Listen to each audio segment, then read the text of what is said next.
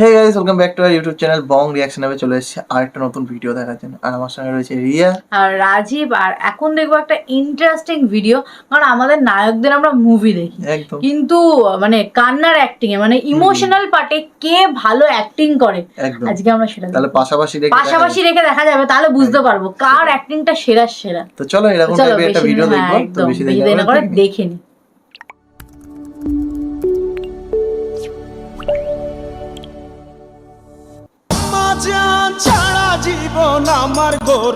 এটা তো থাকতেই হবে।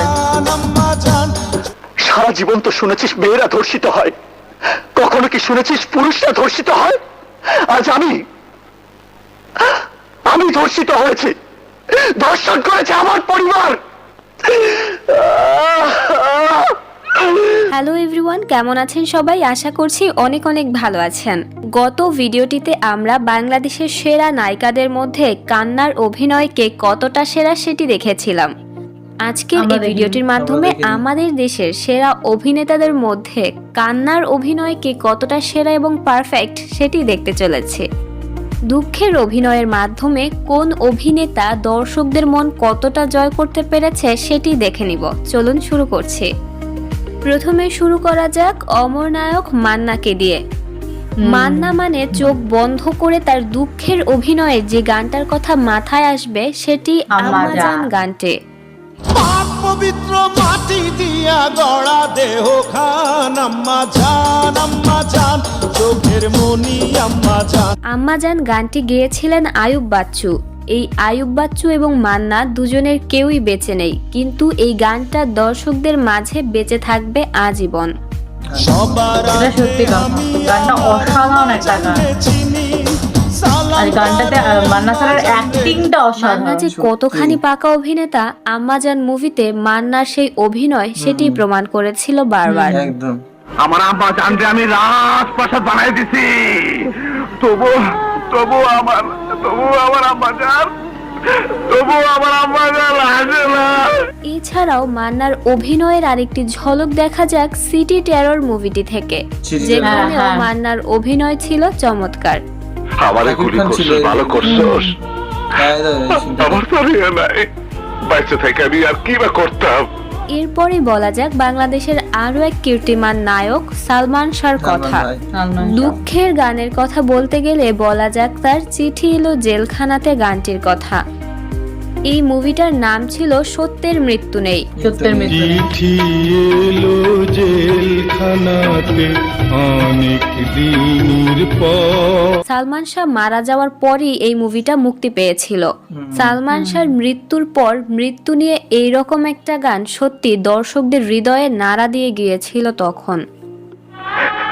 আমি যে তোমাকে নিয়ে গর্ব করি মা, তুমি সত্যের জন্য নিজের ছেলেকেও ক্ষমা করনি। তোমার নাম তো ইতিহাসের পাতায় লেখা থাকবে মা। এরপর বলা যাক কাজী মারুফের কথা। মারুফের শোনা যাক তার ভিটা নাইরে মাটি নাইরে গানটি। লোকের গায়ে কাটা দিয়ে দেওয়ার একটা গান। এটাই নতুন ইতিহাস। কুমার বিশ্বজিতের কণ্ঠে গাওয়া ইতিহাস মুভির এই গানটি বাংলাদেশের সত্যি ইতিহাস তৈরি করেছিল। নাই বছর নাই রে মাস, এটাই নতুন ইতিহাস।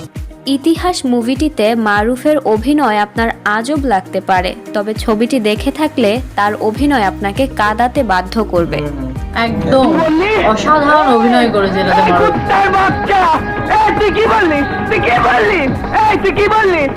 সর্বশেষ বলতে হয় 20 বছর ধরে বাংলা চলচ্চিত্রে রাজত্ব করতে থাকা শাকিব খানের কথা। শাকিব খানের শোনা যাক তার নিঃশ্বাস আমার তুমি গানটি। জীবন দিয়ে আমি ভালোবাসি তোমাকে, এখন বাঁচাও তুমি। এই ধরনের আরো একাধিক কান্নার এবং কষ্টের গান রয়েছে শাকিব খানের। আমার আশা নেই, ভালোবাসা নেই।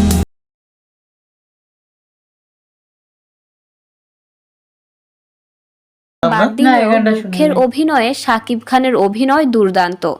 মিশা সওদাগর তার নিজের মুখে বলেছেন শাকিব খানের কান্না এই ধরনের যে তাকে কাঁদতে দেখলে মায়া লাগে। কথা বলছো না কেন? ওই মহিলা তোমার ছেলে সম্পর্কে এতগুলো বাজে কথা বলে গেল, তুই কিছুই বললে না কেন? কিছু বলছো না কেন? সূর্য কই মিস্টার খান? তো আমাদের দেশের এই সেরা অভিনেতাদের মাঝে কার কান্নার অভিনয় আপনার মন ছুঁয়ে যায় অবশ্যই কমেন্ট করে জানাবেন। সবাই ভালো থাকবেন, সুস্থ থাকবেন, গসিপ বাংলার সাথেই থাকবেন। ধন্যবাদ।